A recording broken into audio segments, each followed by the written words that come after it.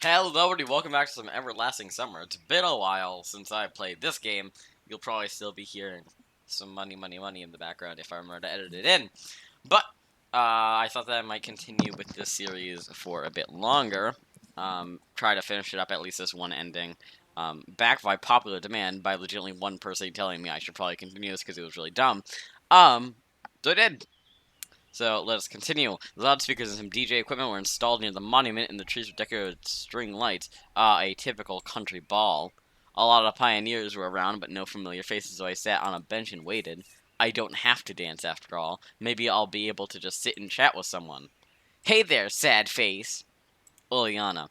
Care to suggest something? By the way, I can't remember any of the voices, so they're all gonna change. Come on, let's dance.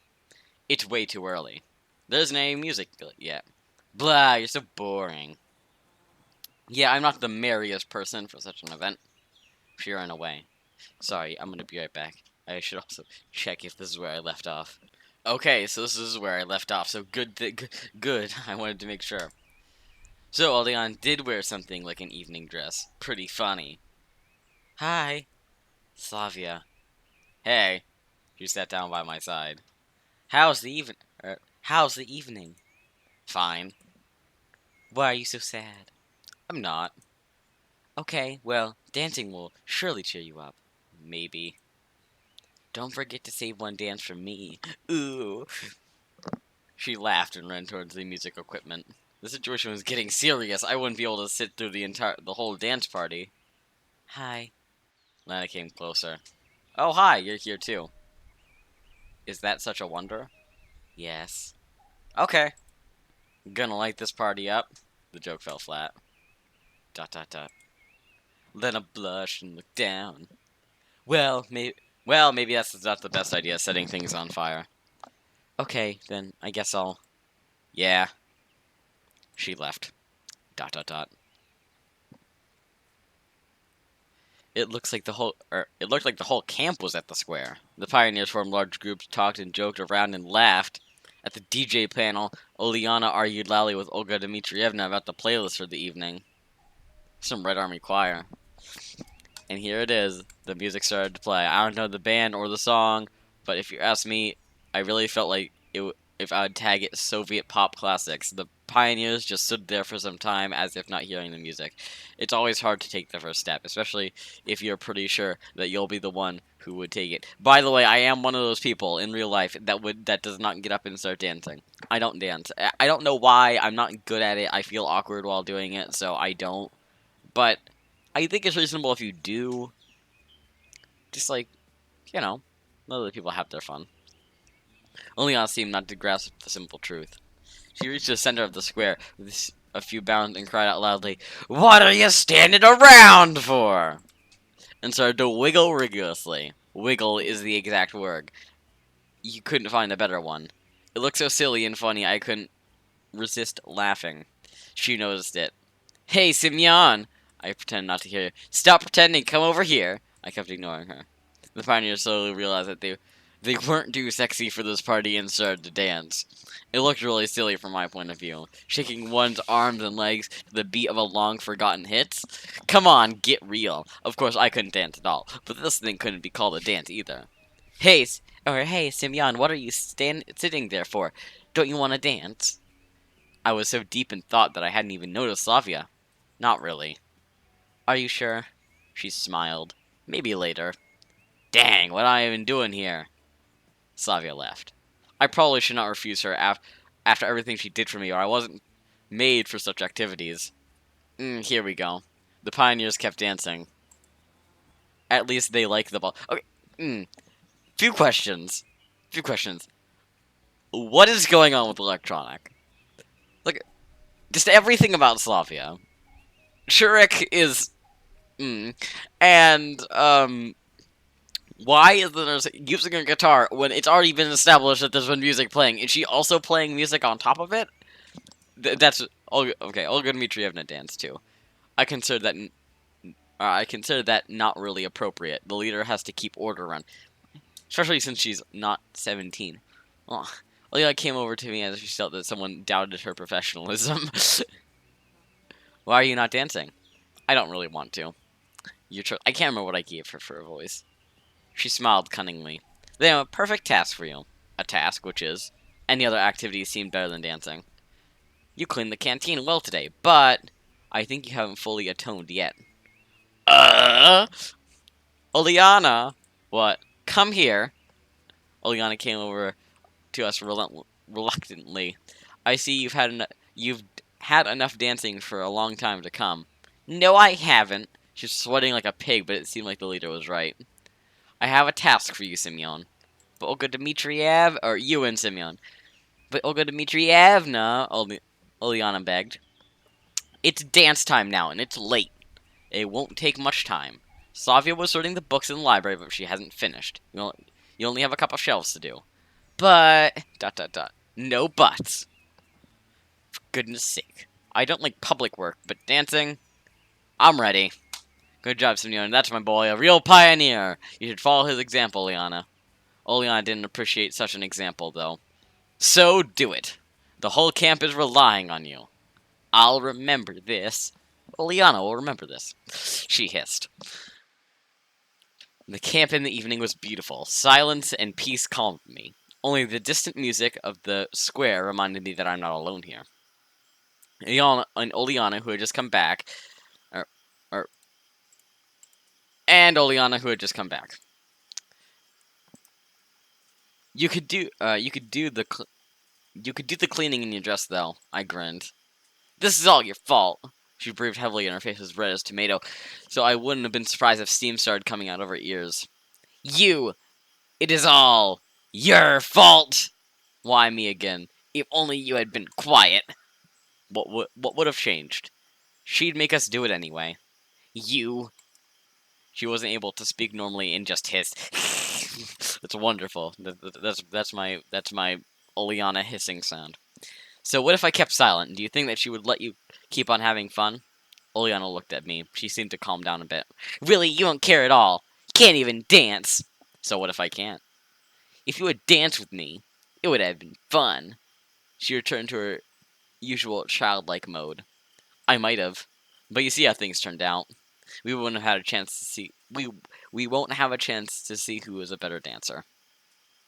We approached the library. It was already dark outside. I was slightly surprised by Olga Dmitrievna's request, or more like an order, to sort books at night. This is so bizarre. There's no light inside, and the switch didn't work, unpleasantly clicking with every push. It might have actually worked probably, but the lights weren't turning on. Wait, I'll get the candles. Go and get the candles. There we go. I was just about to ask how she knew where the candles and matches were. The only two, when two lights suddenly appeared on the table next to me. That's better. Oleana said with satisfaction for herself. Okay, sorry, this is random. But this doesn't actually have to do with the scenery, though normally it does.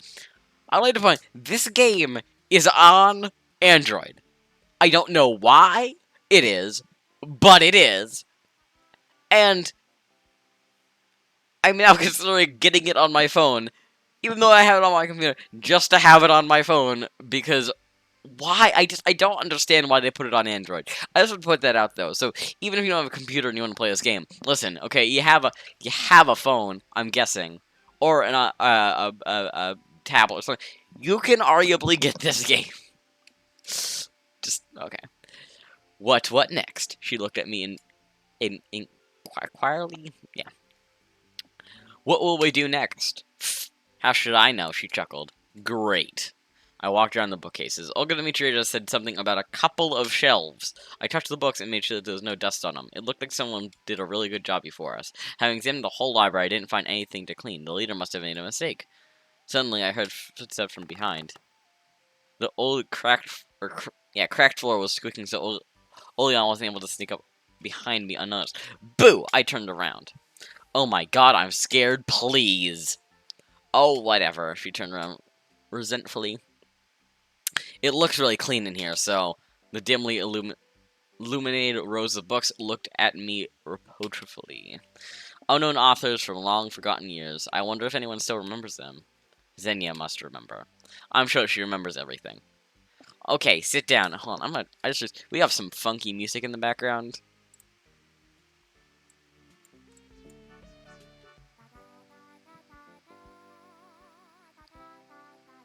There. This is appropriate music, I guess. Oleana moved a chair closer to me. Oh, crap, that's not what I want to do. I sat on it. So what's next? Let's tell scary stories to each other. We have 2 chairs, 2 candles. There should be 2 stories, 1 mine and 1 yours. Okay, I agreed up without thinking. I had the slightest intention of going back to the dance and going by my experiences and nothing to do in the camp at night. Especially as I knew a couple of nice stories which would really be able to scare Oleana. Sorry, apparently I'm gonna get 2 Discord messages. It's gonna run in the background as I launch up this. Let's see, what do they need?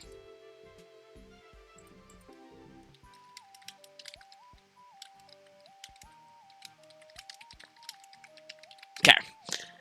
Gotta respond to Discord messages. Oh, hold on. And that was awesome. You first. Okay. She made herself comfortable, embracing the chairs back with her arms and moved the candle as close to her face as possible. Once upon a time, in a village far away, lived a boy, just a normal boy. He went to school, played with the other children. There was nothing special about him. Shh, I'm eating stuff while this is going on. One day, he made a bet with his friends, and he wasn't scared to go into the abandoned house. Oleana left a long pause. So, what was in that house? Don't interrupt me! Inventing it on the fly. She pouted her lips and continued. They say a witch have lived there in that house, and people still see her ghost there in the night. Nobody knew for sure, but everyone was scared. The boy had said that it was all nonsense, and he was ready to spend a whole night in there. So he did, but he didn't return in the morning. He was found hanged. Oleana stopped talking again. Thrilling. Did he hang himself with his shoelaces? I said skeptically. She frowned again. Was that the end? Of course not.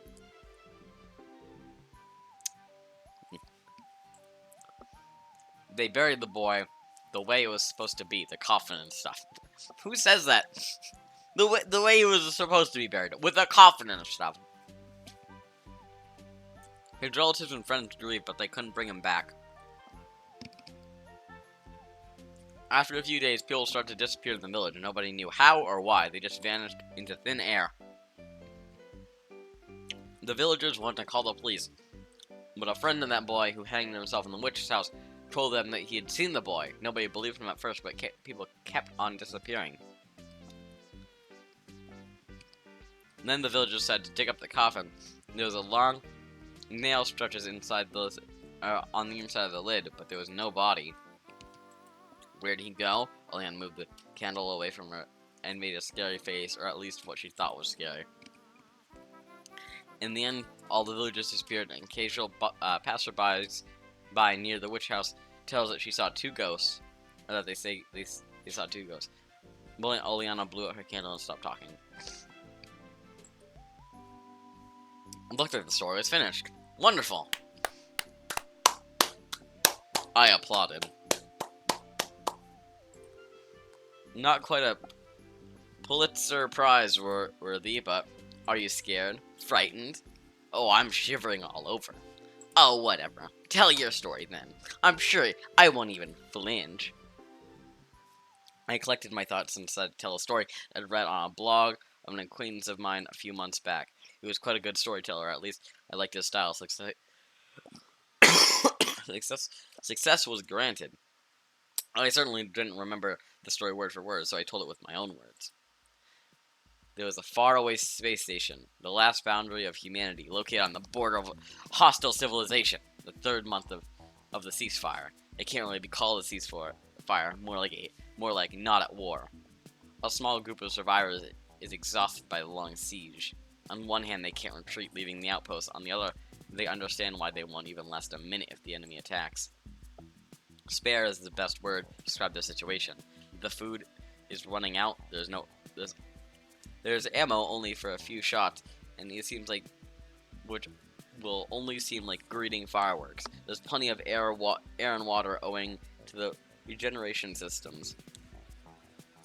People didn't talk to each other for weeks at a time. They may not see the point of wasting their time on communication while death is at the... Holy crap, this is rockin'! Or behind meters thick station armor, to be precise. It is really better just to wait for a rescue or enemy attack. Both outcomes will lead to the end of this torture. This situation looks like a chess game against the invisible opponent. It's the hardest part, end game. Any wrong move will lead to defeat, yours or the enemy's. But does the enemy know about it? They may be frightened of making the wrong move too. Meanwhile, the humans may move their king, but only one square forward and then one square back. The other move will automatically lead to Any other move will automatically lead to defeat. A step forward is an implied threat to attack, and a step backward is a deliberate necessity of defense. The game would be much easier if the opponent was sitting in front of you. Even an experienced chess player can't hide nervous eye movements, the occasional drop of sweat, or shaking hands. On one hand, everything is futile. Everyone realizes the situation is hopeless because no one would decide to make a move to lead to an imminent defeat. On the other hand, when seeing an opponent in front of you outstanding, in order to say that he is totally like you and can make a mistake, you can more easily stake everything. The opponent may feel in the same difficulties. In circumstances, a few men and women on the edge of the universe is no orders from HQ for several days. Though the last orders had contained nothing useful, only the usual demand of keep on defending. One square forward, one square back, the swinging of an eternal pendulum. I'm skipping ahead a little bit because this is so long. It's so long. Okay. Her face is concealed by the darkness. So that's the story. I blew out the light. Oleana shrieked, rose up, and threw herself towards me. We fell on the floor. Oh. I'm probably gonna have to censor this a little bit. I don't know.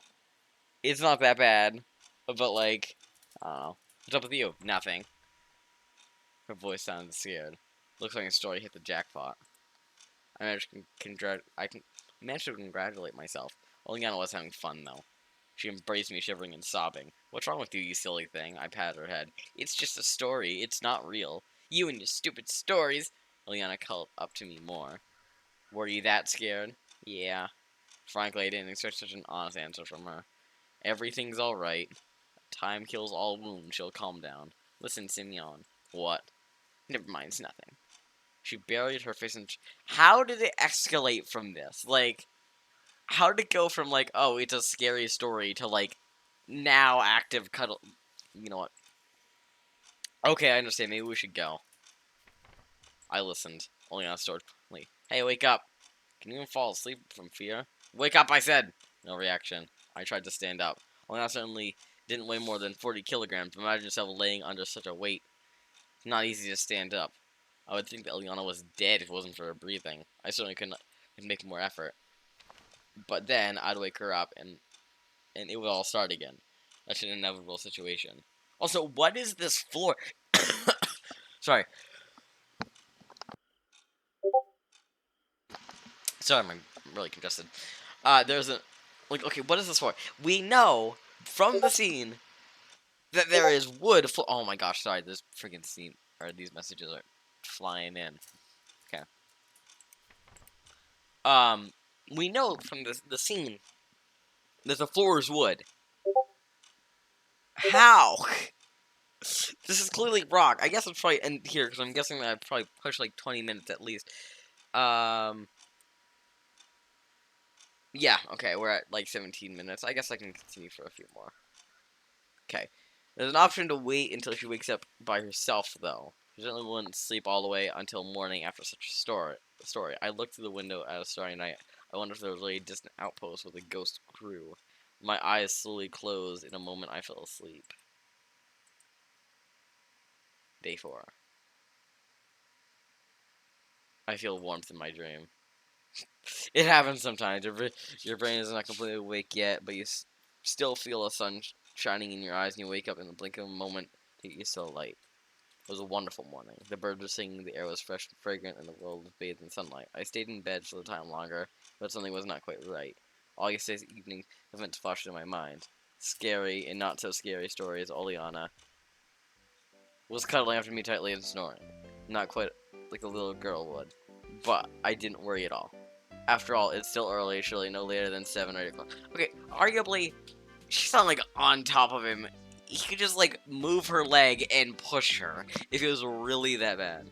I sat and looked out the window. A couple of minutes, the sun hit on Eliana's eyes. That's when you're gonna wake up.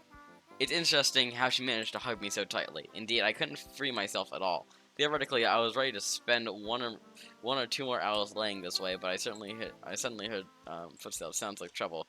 Wake up! You hear me? Wake up! I started carefully, but insistently shaking Oleana by her shoulders, tried to loosen her grip, but it was all in vain. Meanwhile, the foots were getting closer. I'd have to save us at any cost. Standing up would seem unworkable. That's why I learned already, so I decided to crawl. My move suddenly resembled resistive training, which I never attended. A soldier dragging his injured officer while under artillery attack. I can definitely imagine this.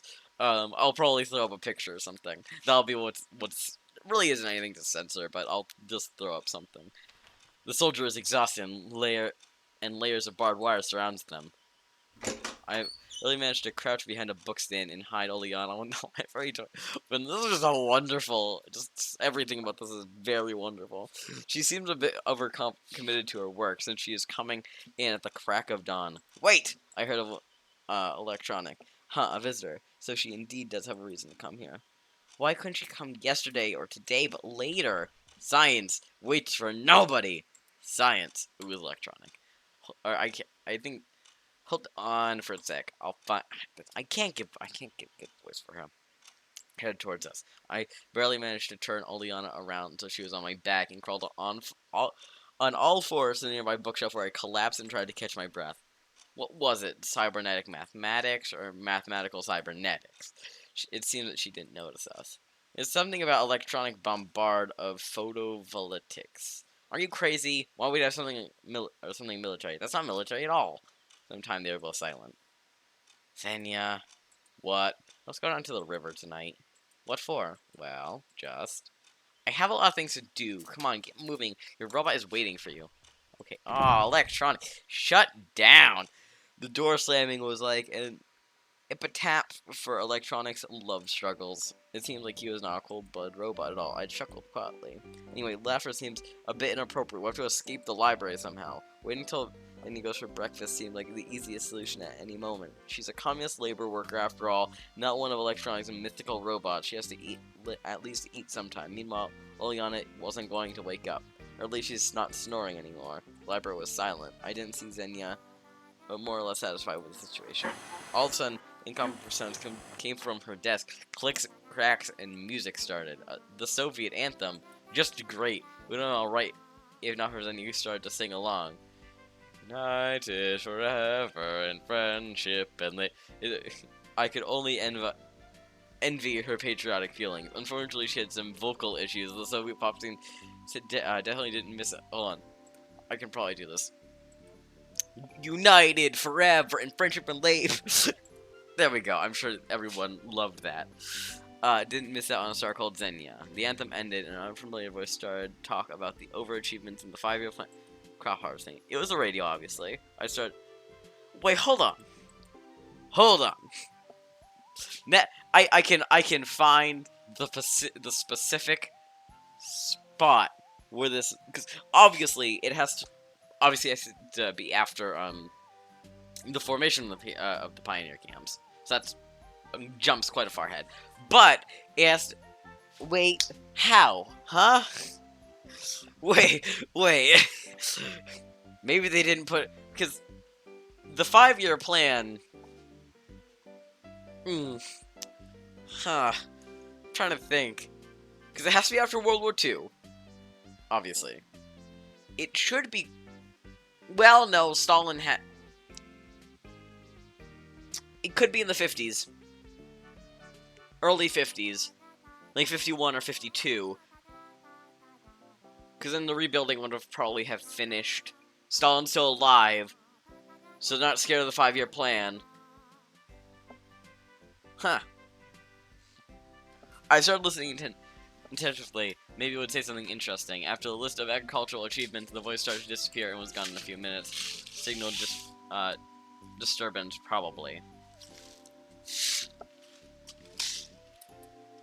Zinnia stood up and headed towards us, the situation hitting rock bottom. I managed to unleash Oleana's grip with a titanic strength. I was free to go, but it was so cramped while I was crouching.